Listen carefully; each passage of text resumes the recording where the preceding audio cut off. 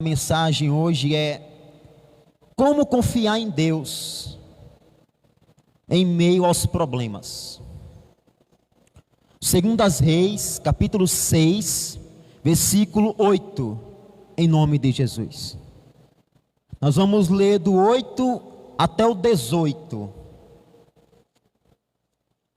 Eu quero que você preste muita atenção nessa leitura, que ela vai ser importante para o desenvolver da palavra em nome de Jesus. Segundas Reis, capítulo 6, versículo 8, diz assim, irmãos: E o rei da Síria fazia guerra a Israel, e consultou com os seus servos, dizendo: em tal lugar estará o meu acampamento. Mas o homem de Deus enviou ao rei de Israel, dizendo, o homem de Deus no caso aqui é Eliseu: guarda-te de passares por tal lugar, porque os sírios desceram ali. Irmão, pare só um pouquinho aqui, para que você consiga entender. O rei da Síria, ele fez uma armadilha contra o rei de Israel. E Deus foi e revelou ao profeta Eliseu a armadilha que o rei da Síria tinha preparado. Entendeu? Versículo 10. Pelo que o rei de Israel enviou aquele lugar, de que o homem de Deus lhe falara, e de que eu tinha avisado, e se guardou ali, não uma nem duas vezes. Então se turbou com este incidente o coração do rei da Síria, e chamou os seus servos e disse: não me fareis saber quem dos nossos é pelo rei de Israel? E disse um dos seus servos: não, ó rei meu senhor, mas o profeta Eliseu, que está em Israel, faz saber ao rei de Israel as palavras que tu falas na tua câmara de dormir. Quando o rei da Síria ele percebeu que o plano dele foi descoberto, ele procurou quem dos que estavam perto dele era a favor do rei de Israel. Ou seja, quem foi que foi contar aquilo que eu falei para o rei de Israel? Aí o servo dele disse: não, foi o homem de Deus, Eliseu. Aquilo que você fala lá na sua cama, que você dorme, Deus fala para ele. Versículo 13. E ele disse: vai e vê aonde ele está, para que eu envie e mande trazê-lo. E fizeram saber, dizendo: eis que está em Dotã. Então enviou para lá cavalos e carros e um grande exército, os quais vieram de noite e cercaram a cidade. E o moço do homem de Deus se levantou muito cedo e saiu, e eis que o exército tinha cercado a cidade com cavalos e carros. Então o seu moço lhe disse: ai, meu senhor, o que nós faremos? E ele disse: não temas, porque mais são os que estão conosco do que os que estão com eles. Diga glória a Deus. E orou Eliseu e disse: Senhor, peço que abra os olhos para que veja. E o Senhor abriu os olhos do moço e viu, e eis que o monte estava cheio de cavalos e carros de fogo em redor de Eliseu. Glória a Deus, meus irmãos. E como desceram a ele, Eliseu orou ao Senhor e disse: fere, peço-te, esta gente de cegueira. E feriu de cegueira conforme a palavra de Eliseu. Eliseu revela ao rei de Israel aquilo que os inimigos estavam preparando. E o rei da Síria fica com raiva de Eliseu. Ele manda ir prender Eliseu e trazer até ele. E ele vai e ele cerca a cidade. Várias vezes na Bíblia você vai ver essa situação. Vamos cercar a cidade. Por quê? Porque para que o povo daquela cidade, daquele país, eles tivessem como comer, como se alimentar, como ter dinheiro, eles tinham que sair para fora da cidade, para plantar, para dar comer às ovelhas, ao gado. E quando eles ficavam impedidos de sair, eles morriam de fome. Se você quiser depois você leia na sua casa o capítulo 7, capítulo 8 de Segundas Reis, que fala exatamente sobre isso. E quando o inimigo ele chegou, ele arrodeou toda aquela cidade com um exército muito numeroso. E o moço de Eliseu, no caso é ali o auxiliar de Eliseu que ajudava ele, se desesperou. A Bíblia diz que ele levantou muito cedo, a Bíblia não diz o porquê, mas ele levantou muito cedo. E quando ele viu aquilo, ele disse: ai meu Senhor, o que é que a gente faz agora?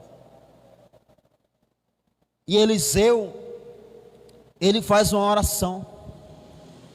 Ele diz primeiramente: não temas, muito mais estão conosco do que eles. A Bíblia diz que Eliseu, ele ora e diz: Senhor, abra os olhos espirituais desse jovem. E quando Deus abre os olhos espirituais dele, ele consegue ver nos montes ao redor daquela cidade cavalos e cavaleiros de fogo, que nada mais é do que o exército de Deus, anjos do Senhor preparados para a guerra. Irmãos, tem duas atitudes aqui nesse texto. Primeiro tem a atitude do moço. Qual foi a atitude dele? Se desesperar.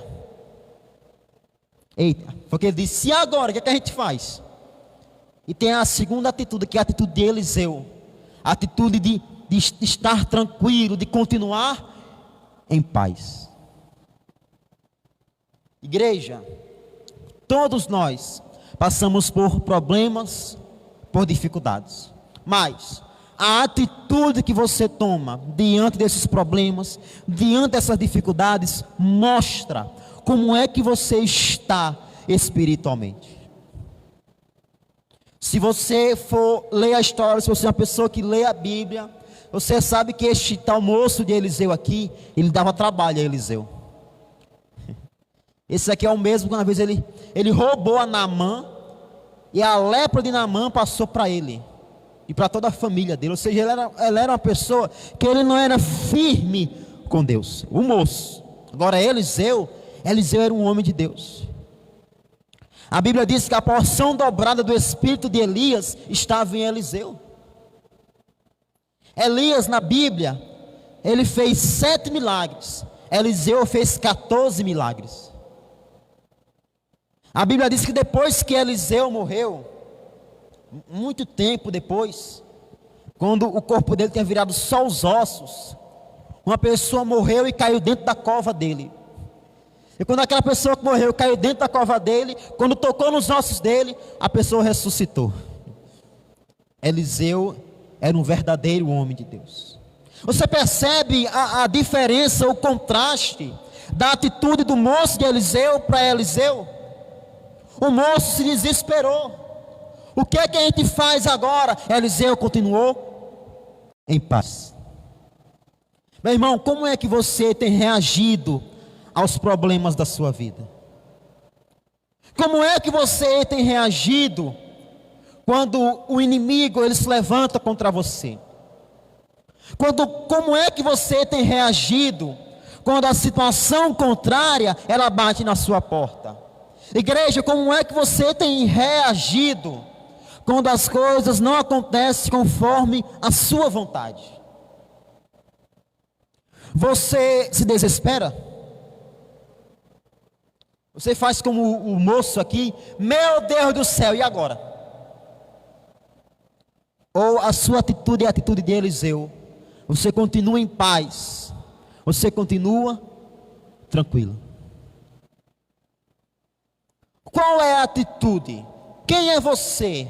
Nesses dois exemplos da Bíblia aqui, quem é você? Eu vou mais além. E se fosse você? Se fosse você, igreja, diante dessa situação aqui que nós acabamos de ler. Imagina amanhã, segunda-feira, dia 21 de novembro, 21, né? Você abre a sua porta da sua casa lá de 5 horas da manhã. Aí quando você olha, está um exército arrodeando a sua casa. Vim prender você. O que você faria? Se fosse você, meu irmão, você iria dizer: eita, e agora? Você ia continuar em paz? Não, eu confio no Senhor. Davi disse: ainda que o exército se levantar contra mim, eu vou confiar.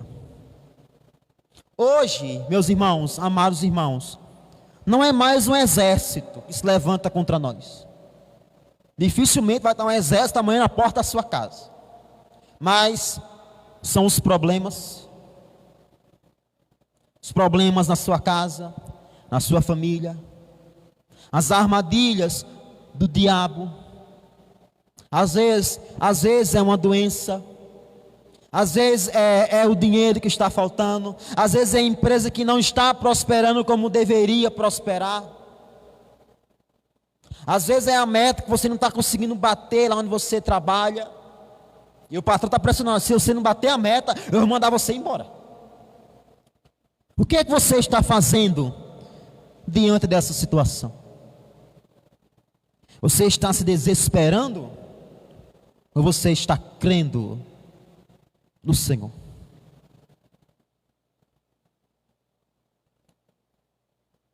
O que é que você está fazendo? Se amanhã o inimigo se levantar contra você, ou não precisa nem ser um inimigo, se amanhã acontecer algo, olha, que venha para abalar você, você vai continuar crendo em Deus? Ou você vai se desesperar? Você vai continuar acreditando no Senhor? Ou você vai se desesperar? Eu lembro que uma vez, há muitos anos atrás, acho que uns 7, 8 anos atrás, um pastor falou para mim: olha, irmão, tem tal igreja em tal lugar, a igreja ela vai fechar, porque infelizmente lá não está conseguindo pagar nenhum aluguel, está conseguindo pagar, a igreja vai ter que fechar. Vamos fazer o seguinte, isso acho que era dia 15 para dia 20, a igreja, não, aliás, era de dia 25 para dia 30, a igreja pagava aluguel no dia 14, que era sempre após a Santa Ceia. Aí o pastor falou: irmão, fala o seguinte, você vai para a igreja, vai lá, vai ter uma pessoa, inclusive foi até o pastor Carlos no tempo, ele diz: vai lá, vai pregar lá, vai pastorear lá um tempo. Eu fui, continuei indo. Quando chegou no dia de pagar o aluguel da igreja, eu lembro até hoje, o aluguel era R$700. Sabe quanto é que tinha? Tinha uns R$40. Aos irmãos da igreja, os irmãos da igreja, que eles não queriam que a igreja fechasse, começaram a se desesperar.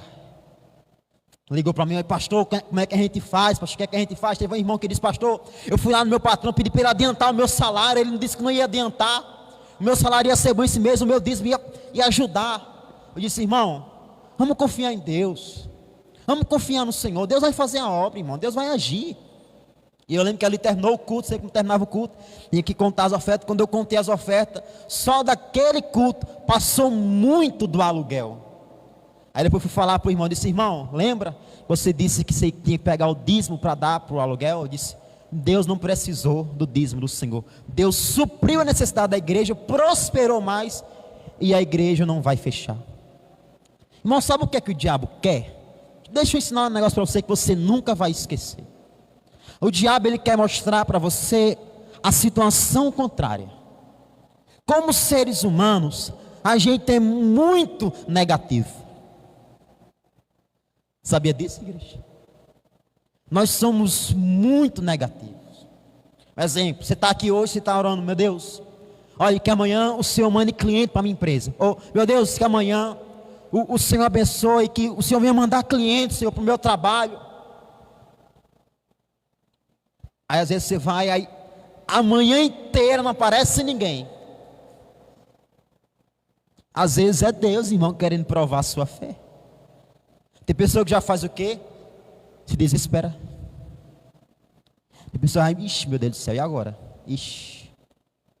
Igreja, a Bíblia diz em Hebreus capítulo 11, versículo 1, que a fé, ela é o firme fundamento das coisas que se esperam. A fé, ela é firme, irmão. Firme. Se eu orei pedindo algo a Deus, que é conforme a vontade de Deus, não importa o que aconteça amanhã ou depois de amanhã, eu vou continuar crendo. Não é porque você ora pela sua casa, pela sua família, que às vezes quanto mais você ora, tudo piora. Irmão, continue crendo. O diabo, ele quer que você retroceda. O inimigo, ele quer que você volte atrás na sua oração, na sua fé. Aí você tem que prosseguir, irmão. Você tem que ter no seu coração, na sua mente, a mesma certeza que Eliseu tinha. Muito mais numerosos são os que estão comigo. Nós não podemos dar ao diabo um poder que ele não tem. Tem muitos irmãos que dá ao diabo um poder que o diabo não tem. Tem irmão que ele pensa assim, vamos ver se é o seu caso. Pastor, eu orei, pedindo algo a Deus, mas na hora que eu ia receber, pastor, o diabo tomou a benção. Irmão, a Bíblia diz, sabe o quê? A Bíblia diz que se Deus quiser fazer algo, ninguém pode impedir. Ninguém. Sabe o que é ninguém? Ninguém. Você acha que o diabo, o Deus é Batman, o diabo é o Coringa, está lá, uma hora o diabo vence, outra hora Deus vence? Não, irmão. Deus, ele é o criador de todas as coisas. O diabo, ele não é ninguém diante de Deus. Se Deus quiser dar algo a mim, se Deus quiser dar algo a você, o diabo nem ninguém pode impedir. A Bíblia diz, o meu povo padece porque não tem conhecimento.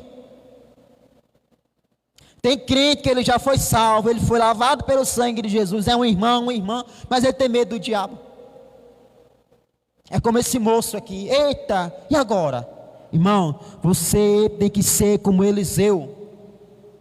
Não importa aquilo que se levanta contra você, não importa a situação, a dificuldade que se levanta contra a sua vida, você tem que continuar crendo e acreditando no Senhor.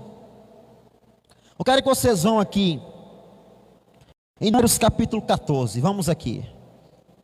Números 14, é antes.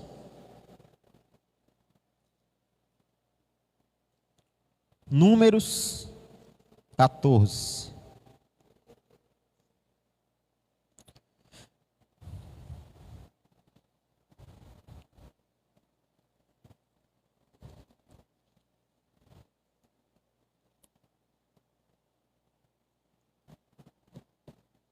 Números capítulo 14, versículo 1, em nome de Jesus.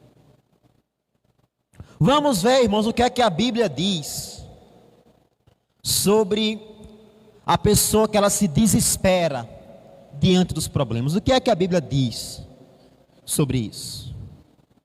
Vamos ver um exemplo aqui.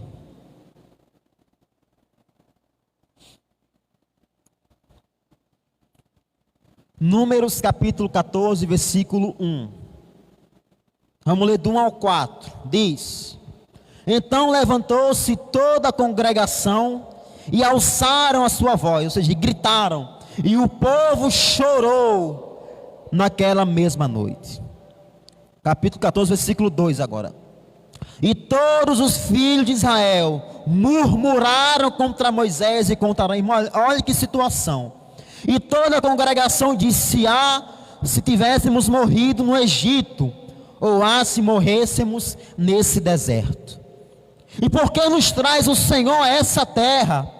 Para cairmos à espada, e para que nossas mulheres e nossas crianças sejam por presa. Não nos seria melhor voltarmos ao Egito? E diziam uns aos outros: vamos levantar um líder e voltar para o Egito. Meus irmãos, você olhe só que situação. Você olhe só o que aconteceu aqui. Deixa eu explicar para você. Deus tirou o povo do Egito. O povo atravessou o mar. O povo aqui já estava no deserto. O povo estava a um passo de entrar na terra prometida. A terra que Deus prometeu, a famosa terra que manava leite e mel. Aí quando o povo chegou perto da terra, Moisés fez o seguinte: Moisés, ele separou 14 homens para ir espiar a terra. Disse: olha, vocês vão lá na terra, vocês vão ver como é, se a terra de fato é como Deus diz. Muito bem, eles foram. Passou um tempo, eles voltaram. Se quiser, tá no capítulo 13, explica tudo isso. Eles voltaram, trazendo as notícias, as boas novas. Disseram: olha, Moisés, todo o povo se reuniu para ouvir. Disse: olha, a terra é exatamente como Deus falou. Irmã, a Bíblia diz que era 2 homens para carregar um cacho de uva. Já imaginou? O tamanho da uva? Imagina as outras frutas dessa terra. Disse: Moisés, a terra é como Deus falou. A terra mana leite, é uma terra próspera, rica. Todo mundo se alegrou. Aí quando é feito, mas tem um problema, Moisés. O povo que mora na terra são gigantes. E se a gente for comparar a gente com eles, a gente é do tamanho de um gafanhoto. Irmão, quando esses homens falaram isso, aconteceu isso aqui que a gente leu. O povo se desesperou. O povo começou a gritar. O povo disse: era melhor ter morrido no Egito. Outro disse: vamos levantar um líder e vamos voltar para o Egito agora. Que situação, igreja. Que situação, meus irmãos. Quem era que tinha prometido aquela terra para aquele povo? Deus. Será que Deus não sabia dos inimigos? É claro que sabia, irmão, desde o começo. Quando Deus chamou Moisés, lá no Êxodo capítulo 3, Deus já tinha dito a Moisés o povo que morava naquela terra. Mas o povo fez o que, irmãos? Se desesperou. Sabe qual foi a consequência disso? Versículo 21. 20, versículo 20. E disse o Senhor: conforme a tua palavra, lhe perdoei. Porém, tão certamente como eu vivo, e como a glória do Senhor encherá toda a terra, todos os homens que viram a minha glória e os meus sinais que fiz no Egito e no deserto, e me tentaram essas 10 vezes e não obedeceram a minha voz, não verão a terra de que seus pais jurei, e até nenhum daqueles que me provocaram haverá, porém o meu servo Caleb, somente Caleb e Josué.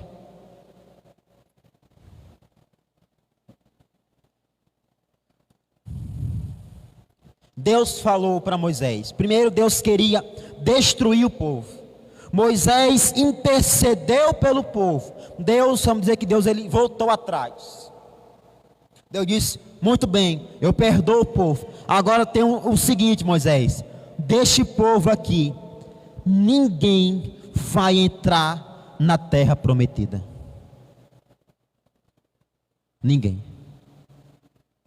Todos aqueles que têm de 20 anos para cima vão morrer aqui nesse deserto.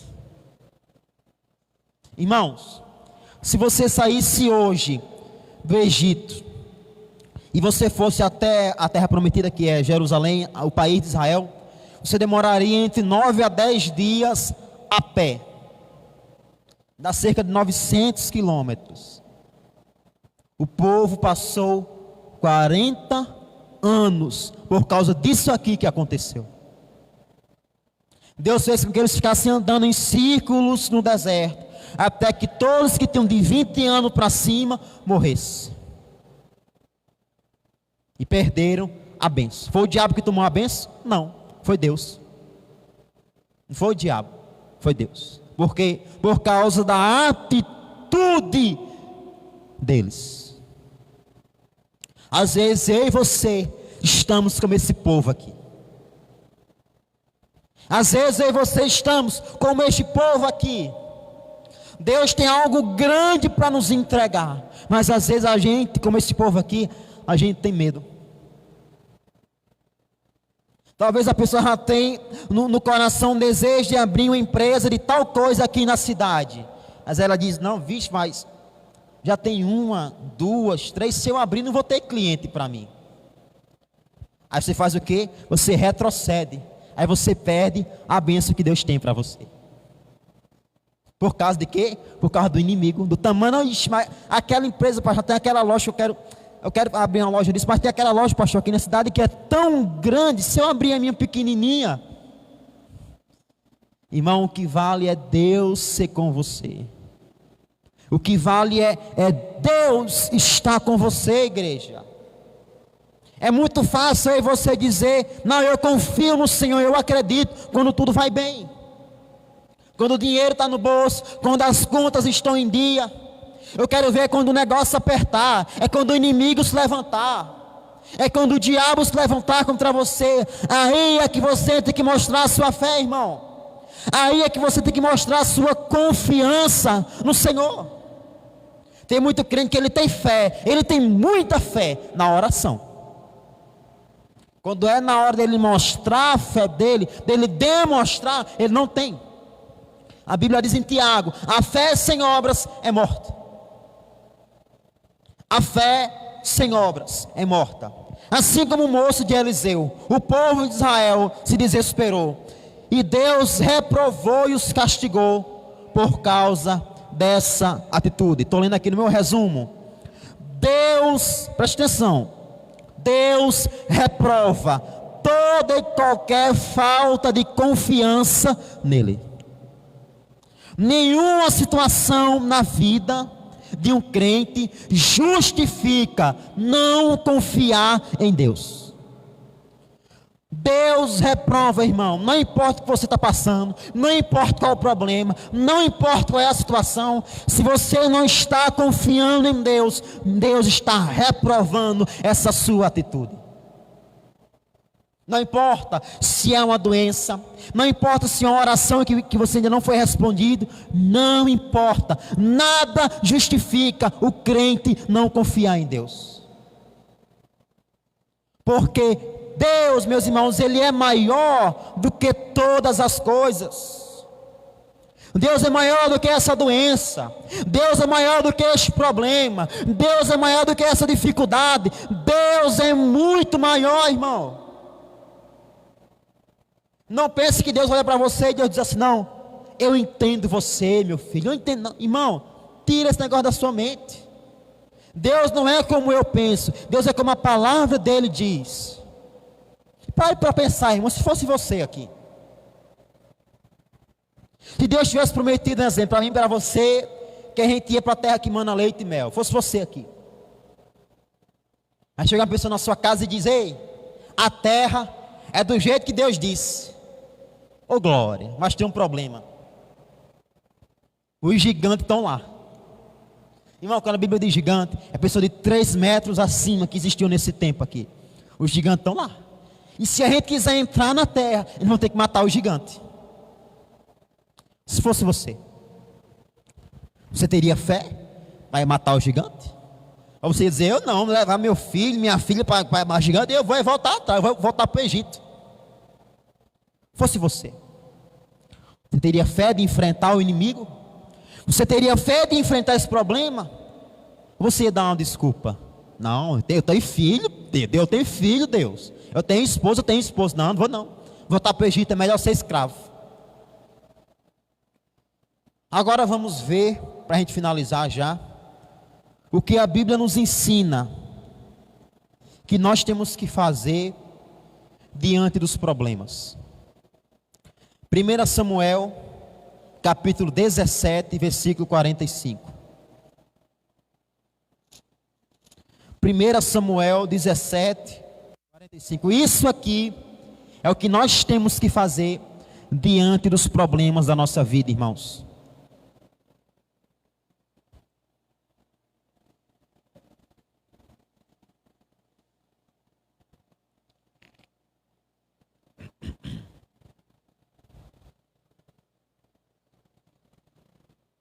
Primeira Samuel 17, 45.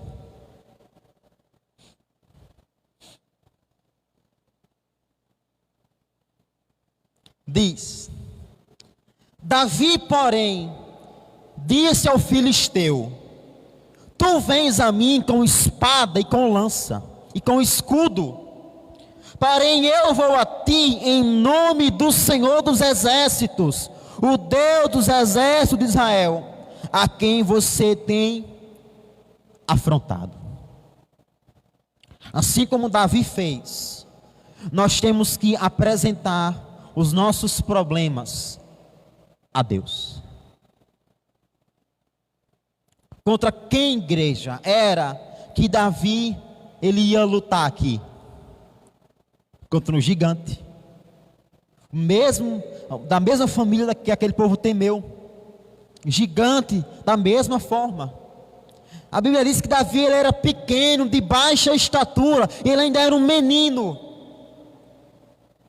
mas foi o único que teve coragem de enfrentar Golias. Sabe por quê? Porque por causa disso que você acabou de ler aqui. Ele disse: eu vou contra você, gigante, no nome do Senhor dos exércitos.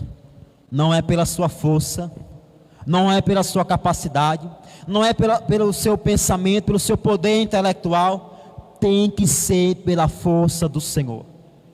Você tem que enfrentar os problemas da sua vida pela força de Deus, irmão.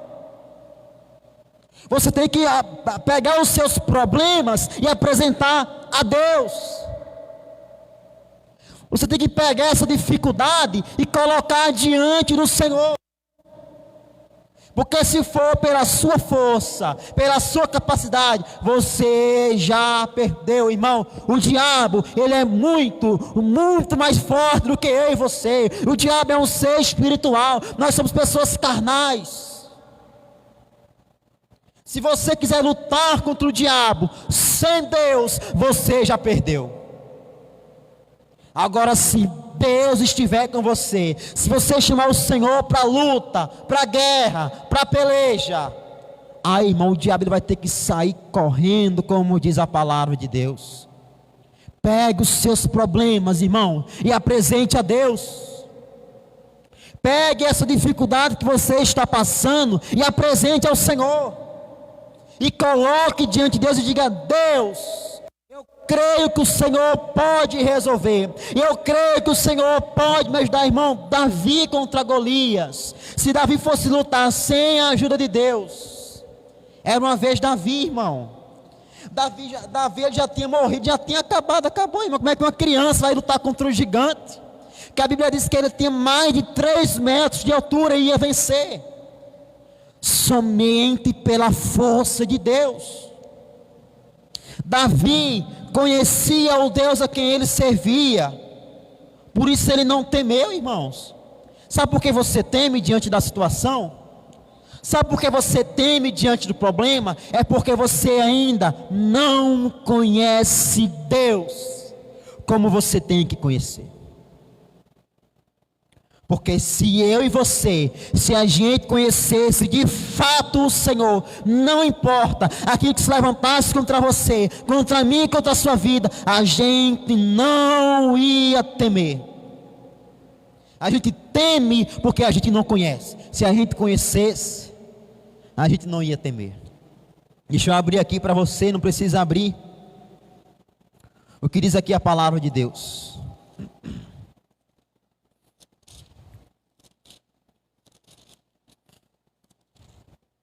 Eleva os meus olhos para os montes, de onde me virá o socorro? O meu socorro vem do Senhor, que fez o céu e a terra. Não deixará vacilar o teu pé aquele que te guarda, não tosquenejará. Eis que não tosquenejará nem dormirá o guarda de Israel. O Senhor é quem te guarda. O Senhor é a tua sombra, a tua direita. O sol não lhe molestará de dia, nem a lua de noite. O Senhor te guardará de todo mal. Ele guardará a sua alma. O Senhor guardará a sua entrada e a sua saída, desde agora para sempre. Se só esse Salmos aqui, só esse aqui, Salmo 121, só esse, estivesse guardado aqui, ó, no meio no seu coração, a gente não ia temer. Só isso aqui já era o suficiente. Mas Deus é tão bom que Ele nos deu toda a Bíblia, 66 livros. E na Bíblia tem 366 vezes a palavra não temas. Não temas para cada dia do ano. Nem um ano bissexto Deus esqueceu. Irmão, todo dia lembre-se que o Senhor diz para mim e para você: não temas. Como é que eu faço, pastor, para confiar em Deus diante dos problemas? É só você conhecer Deus. As pessoas que não confiam em Deus fazem isso porque não conhecem Deus. Quem conhece o Senhor, confia nele. Quem confia em Deus não se desespera. Com esta palavra nessa manhã, eu quero trazer também uma reflexão para a sua vida. Será que eu e você, a gente não está temendo, se desesperando? É porque a gente não está bem diante de Deus? Será que não é porque eu ainda não me entreguei a Deus da forma que eu tenho que me entregar? Será que não é porque eu tenho que orar muito mais e não estou orando nada? Será que não é porque eu tenho que meditar mais nesse livro aqui, para eu ir mais fundo na presença do Senhor? Irmãos, se você conhecer o Deus a quem você serve, você não vai se desesperar diante de nenhuma situação. E também eu quero dizer para você que talvez está aqui nessa manhã, está passando por um problema. Confie em Deus, confie no Senhor. Deus vai ajudar você, Deus está com você. Faça como Davi: Senhor, eu entrego ao Senhor. Eu vou contra você, problema, eu vou contra você, diabo, no nome do Senhor dos exércitos, em nome de Jesus. Amém, meus irmãos? Vamos aplaudir o nosso Deus nessa manhã.